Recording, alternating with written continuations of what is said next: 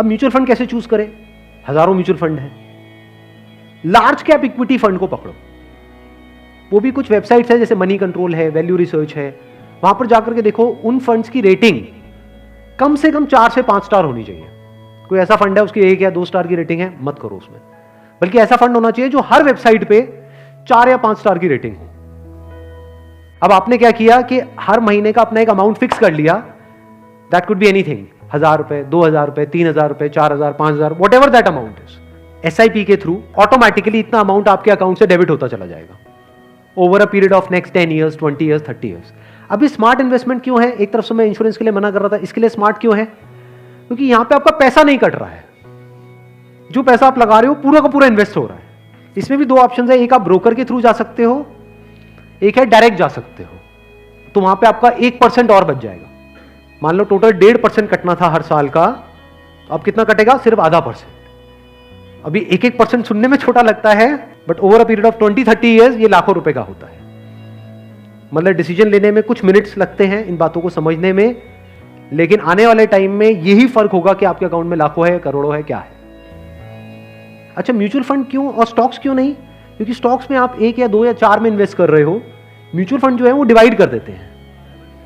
वो मान लो 50 में उन्होंने इन्वेस्ट कर दिया, तो अब अगर उसमें से एक कंपनी बंद भी हो गई, तब भी प्रोपोर्शनेटली जो आपने इन्वेस्टमेंट करी है उसमें उसका परसेंटेज क्या था? मान लो 2%, तो आपको 100 रुपए 98 रह गया, बस इतना ही हुआ।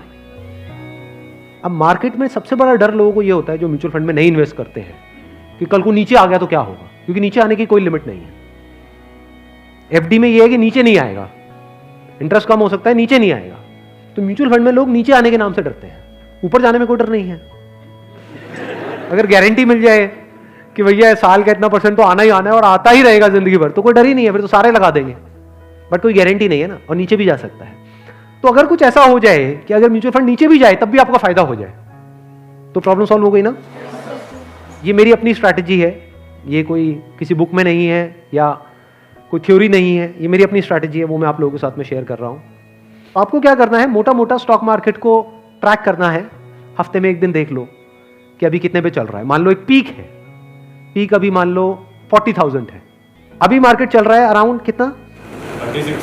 37 के अराउंड चल रहा है। तो मेरी स्ट्रैटेजी क्या है? जैसे ही मार्केट 20% से नीचे गिर जाए, कि मार्केट की ये पीक है, मान लो 40,000 है, अब मार्केट 30,000 पे आ गया है, तो आपने क्या किया? पहले इन्वेस्ट किया हुआ था SIP में, लार्ज कैप्स में, आप इमीडिएटली जैसे ही मार्केट 30 पे आई, आप स्विच कर गए मिड कैप में, not even in small cap, mid cap. अब ऐसा क्यों किया? क्योंकि जब मार्केट 20% टूटेगा, सेंसेक्स का मतलब लार्ज कैप्स जो बड़ी कंपनीज हैं, जब मार्केट 20% टूटेगा, यानी बड़ी कंपनीज के जो शेयर्स हैं वो 20% से टूटेंगे, तो जो छोटी कंपनीज हैं उनके शेयर्स 50 से 60%, 70% तक टूट जाएंगे। तो जब वो 60% टूटा, तो 100 की चीज आपको कितने में मिल गई? 50 में या 40 में। तो जब मार्केट नीचे भी गया तो आपका फायदा हो रहा है। ये स्ट्रैटेजी समझ आ गई?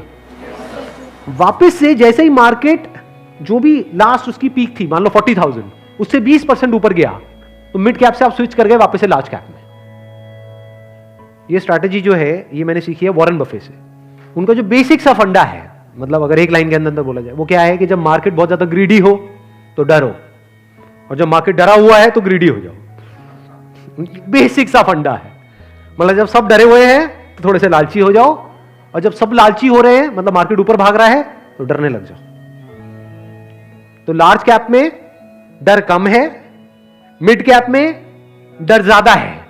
तो जैसे ही मार्केट नीचे जाएगा, मिड कैप को सब छोड़ देंगे, उस वक्त आप उसको पकड़ लोगे। तो अब चाहे मार्केट ऊपर उठे तब भी आपका फायदा है, नीचे गिरे तब भी आपका फायदा है। आप वेट कर रहे हो, मैं आज एक्चुअल में वेट कर रहा हूं। लोग हैं डरते हैं, जो म्यूचुअल फंड में इन्वेस्ट करते हैं, स्टॉक्स में इन्वेस्ट करते हैं, लोग डरते हैं कि मार्केट नीचे ना आ जाए, मार्केट ऊपर। मैं वेट कर रहा हूं, जाए तो सही नीचे। समझ गए? क्योंकि लार्ज कैप टूटेगा 20%, तो मिड कैप टूट जाएगा 60%।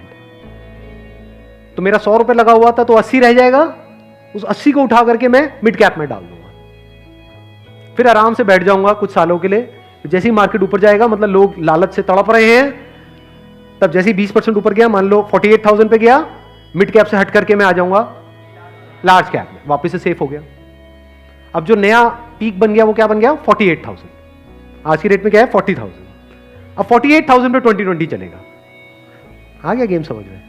तो यहां से आप पीसफुल हो, नहीं तो लोग डरे ही रहते हैं, म्यूचुअल फंड के नाम से डरते हैं। क्यों डरते हैं?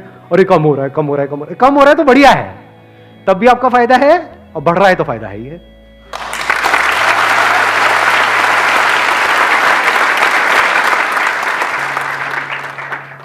समझ गए? ये बेसिक सा फंडा है, हमेशा याद रखना।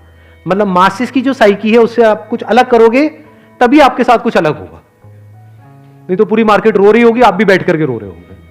अरे टूट गया, टूट गया, टूट गया, टूट गया, अरे गिर गया, गिर गया, गिर गया, गिर गया, मैं बर्बाद हो गया, मैं बर्बाद। बर्बादी में भी आपका जश्न होगा अगर इस तरह से आप समझ पा रहे हो तो।